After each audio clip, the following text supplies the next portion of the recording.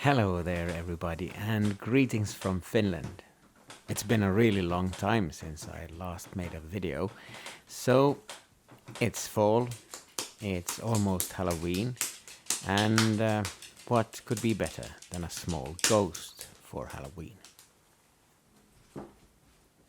For this project, you can use many different clays: air dry clay, earthenware, or stoneware, and I prefer stoneware. But of course, I need to burn it in a kiln afterwards. I start by wedging the clay, and after that, I use the palm of my hand and my thumb and make a pinch pot. I try to reach all the way inside with my thumb and always turn the clay in my hand. This way, I get a smooth surface and a hollow piece. The pinching method is actually really nice, and you can make lots and lots of things just by using this method.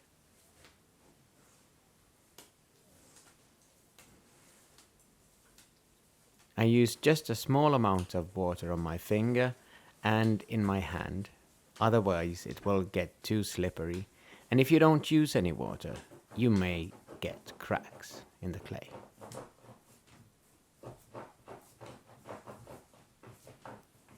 You can also use just your fingers and the surface. In my case, it's a chipwood board that I use. Just roll the clay against the chipwood board and use your fingers. You can also do it like this. Roll the clay and use your fingers inside. This way you get a really smooth surface on the outside. And you can shape your ghost afterwards. I want my ghost to have enough space inside for a tea light. This way it will glow in its eyes when it's dark. And always remember, especially if you have a clay that you are going to burn in the kiln, the clay will shrink. So if you are planning to have a tea light in it, you need to make the hole much bigger than you think. I also stretch the clay by using my fingers against the board. Now the shape is the way I want it. I will now show you what it looks on the inside on this piece that I made earlier. So when you reach in deep enough with your thumb, you get a piece that looks like this. I will now start making the arms. So I roll out a piece of clay and then I cut a small piece that I need for both of the arms. You don't need actually that much. Again, I roll it out and cut it into two pieces of the same size.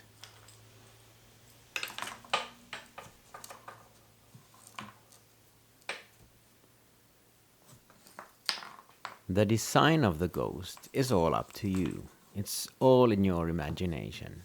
But I will make arms and hands on my ghost, and just two small eyes, nothing else. I now use the chipwood board to get a thicker and a thinner piece of the same clay for the arms and the piece that looks like a cloth. I will then start shaping the hand and of course do two of them. Always when you do arms and hands, remember to not make just two left arms or two right arms. You need to have the thumbs on different sides of the hand.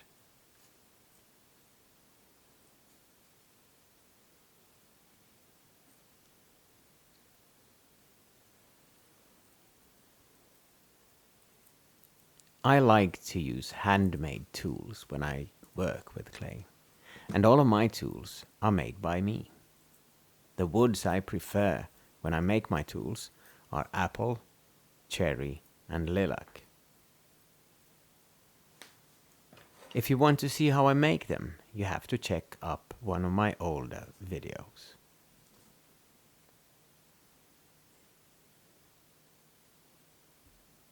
I now make the fingers and try to make the hand as nice as possible. And when I'm happy with that, I of course need to make one more hand.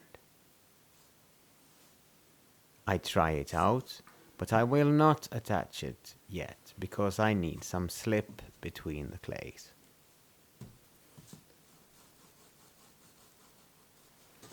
It's now time to make the second arm, and I of course have to try to make it the same size as the first one.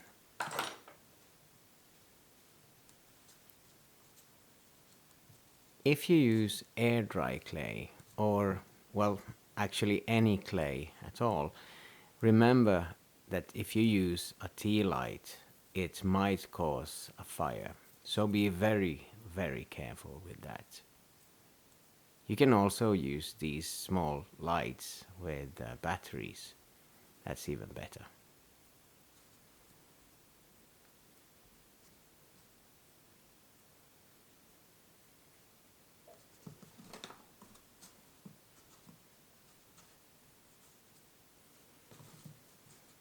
By now, I have made about 5 to 10 different ghosts. Some of them have hats, some of them have mouths, teeth, some are happy, some look dangerous, but the most common ones are the happy ghosts.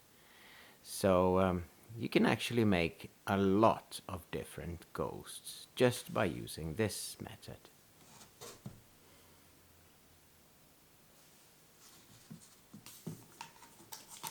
The arms are now done, and it's time for me to attach them.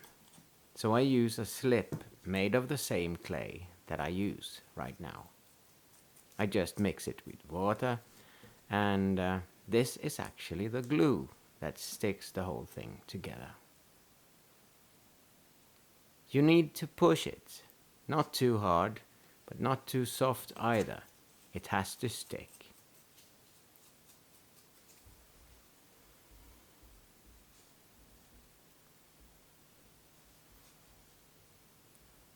After this, I use my fingers and some tools to clean up the extra slip and make the edges look really nice.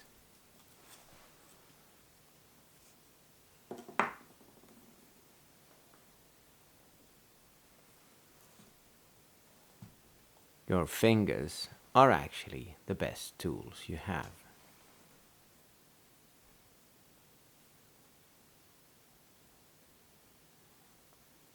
I figure out where I should put the eyes, and then I use a straw, a big straw, and push a hole straight into the ghost.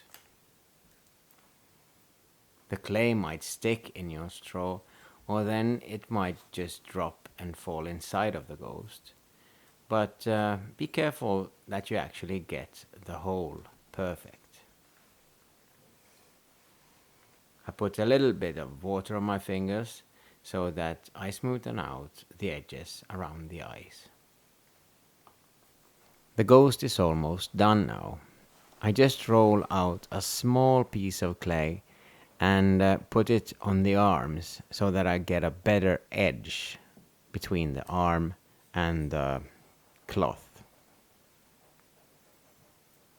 After this, it's time for this ghost to just dry. I will bisque fire it, give it some glazing, and then burn it in the last fire.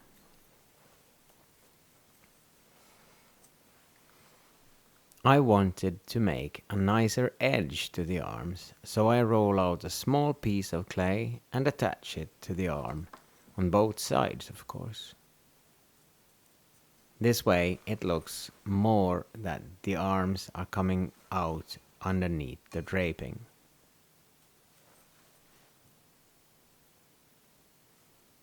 After that, I will just do some finishing up and then just leave it to dry. Bisque fire it, glaze it, and then put it in the last kiln for the big fire. I'm really happy that you found my video, and I will try to make a few more. It's been a while since I last posted anything. And here are a few other examples of what you can make. One with a mouth and arms up. This one has not the arms sticking out, they're underneath the cloth. And then the one that's already glazed with a hat on top. Thank you so much for watching. I hope you find my channel again. Bye bye.